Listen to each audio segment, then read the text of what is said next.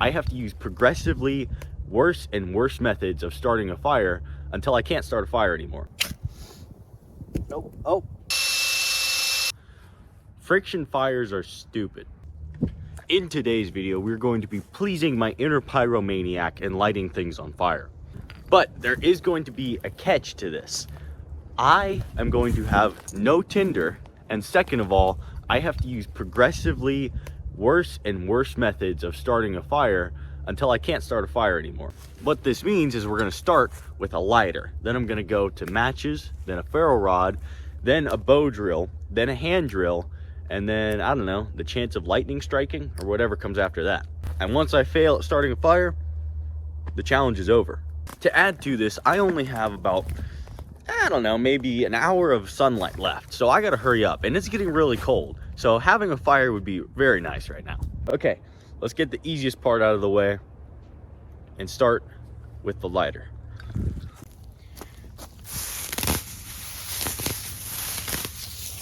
Like I said, the lighter is gonna be the easiest part. So we're just gonna establish a baseline, I suppose.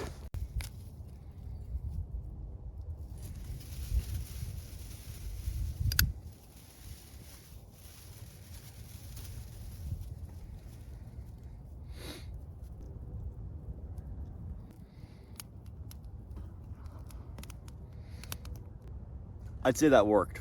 So we're not going to be judging this competition by how well I can keep the fire going, because that's a completely different thing. We're going to be judging this by how I can get the fire started, how easy it is to get it started, and then how well the grass or whatever I use to start the fire burns.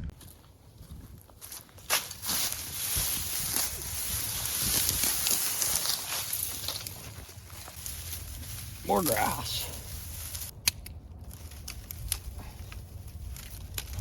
All right, second easiest, matches.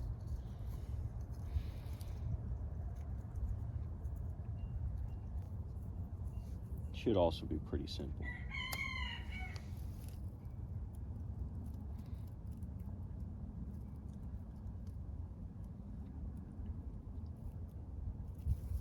Yeah, as you can see, starts right up. Okay, so as you probably saw, that was pretty quick. Getting the match and the lighter out of the way was easy. Next on the list is a ferro rod. If you've never seen a ferro rod, what these are is essentially a bar of magnesium that once you strike with the metal surface will shoot sparks. The reason this is harder is because matches and lighters have a flame. Ferro rods do not produce a flame, they produce sparks. So we're gonna take these stalks here to the grass are bigger, so they're going to go on the ground. There's an ember down there. Let's put it out. Okay, there's a very particular way to do this, which I've done before, but is fairly difficult. So if you take this stuff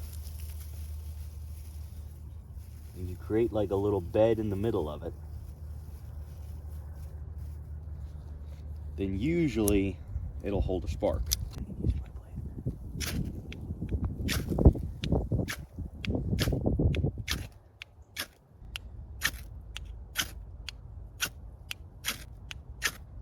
We'll have to go find something better.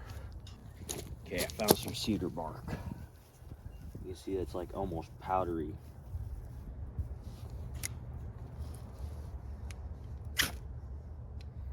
It's wanting to catch. Oh. So close. Oh, wait, there we go. Dang it.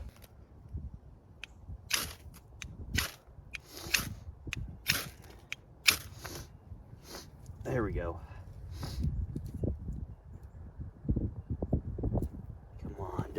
Come on, wind. Don't do that to me.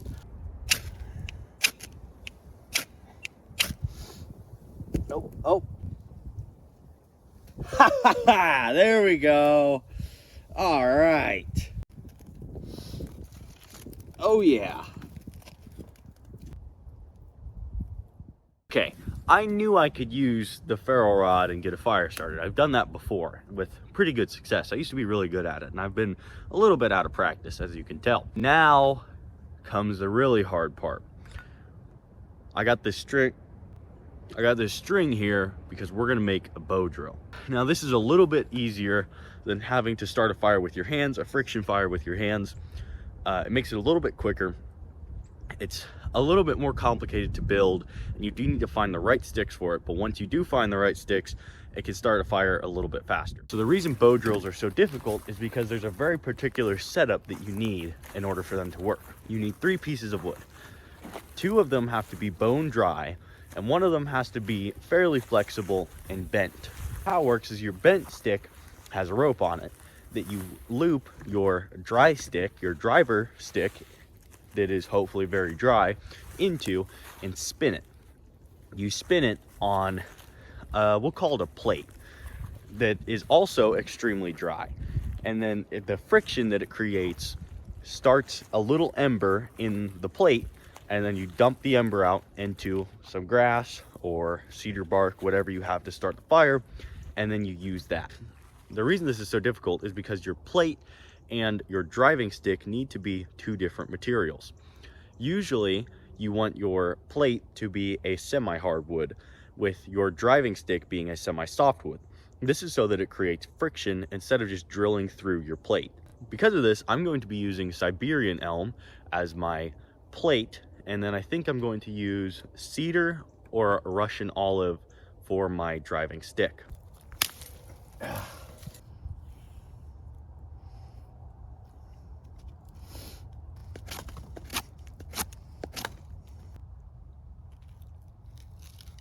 I forgot to mention that you will need an actual, like, striking plate almost at the top of the stick to put pressure on when you drill.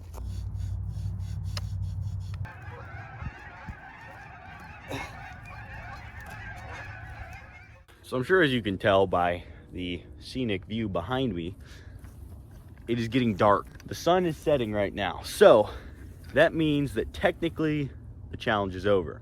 But you guys deserve better than that. And I have many things, but I'm not a quitter. Just because it's getting dark out doesn't mean I'm quitting the challenge.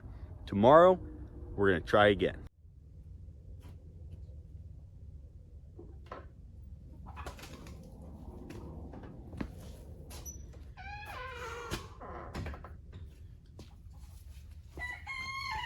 Alrighty, it's a new day.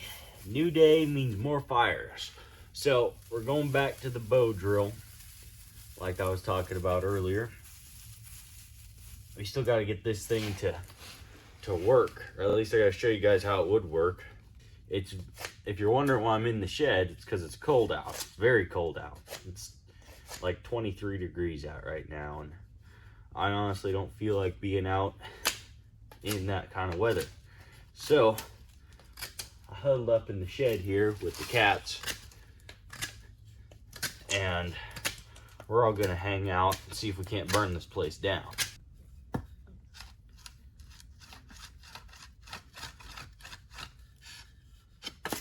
Dang it, dang it. It's starting to work.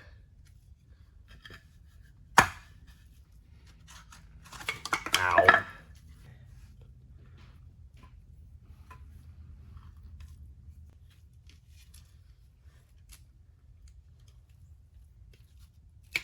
Work. Dang it. I'm afraid, due to unforeseen yet very predictable circumstances, I'm going to be unable to continue with the bow drill. But that doesn't mean we have to quit. I still have one last method of fire starting that I can try before I give up. And that's going to be the standard way you see everybody do it in the movies, with the sticks and the friction fire, where they rub their hands together and get a fire going. We're gonna try to do that. I've never successfully done it. I've gotten an ember doing it this way before, but I've never like actually gotten a fire going. So we're gonna try it and see if it works.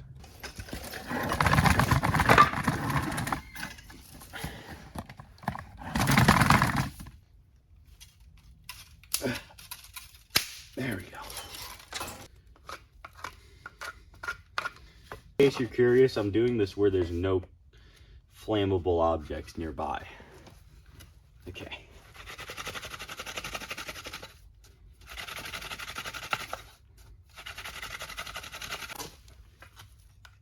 All right, we're getting somewhere.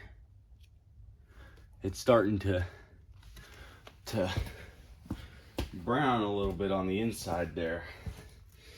We're cooking. Dang it. We were cooking. I've got an idea.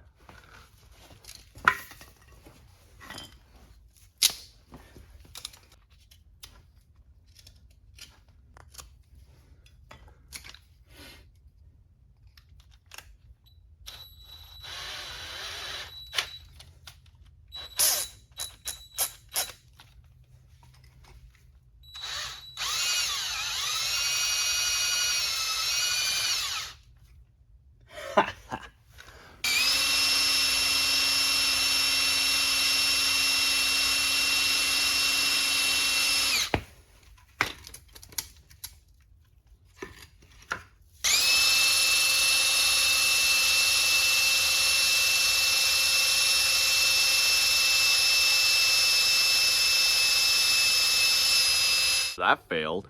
All that happened was that now I smell like smoke. I didn't even start a fire. It was dumb. What can we conclude from this? Friction fires are stupid. I couldn't get a fire started with the bow drill, probably because I suck at making bow drills. And I couldn't get one started with just the basic technique, the basic, whatever you want to call that, like the stick drill, whatever. I don't even know. I even got the drill out. I couldn't get one started with the drill. That's probably because the pressure from the drill's too much, but I'm not gonna nerd out over this, right? I think it's pretty easy to conclude that if you wanna start a fire, you should just get a lighter or matches, and at the very least, a ferro rod. So I guess that I learned that if I wanna start a fire, I need to carry around a ferro rod or a lighter, but I might not always have a lighter. So what you can do is start an addictive smoking habit. That way you know that you'll always have a lighter on you that you can use. Hope you guys enjoyed this video. If you did, you can go ahead and leave a like on it. Good. If you want to check out some more videos we got, I'll have them right around my face somewhere. In the meantime, I haven't quite pleased that inner pyromaniac, so I'm gonna go start a bigger fire.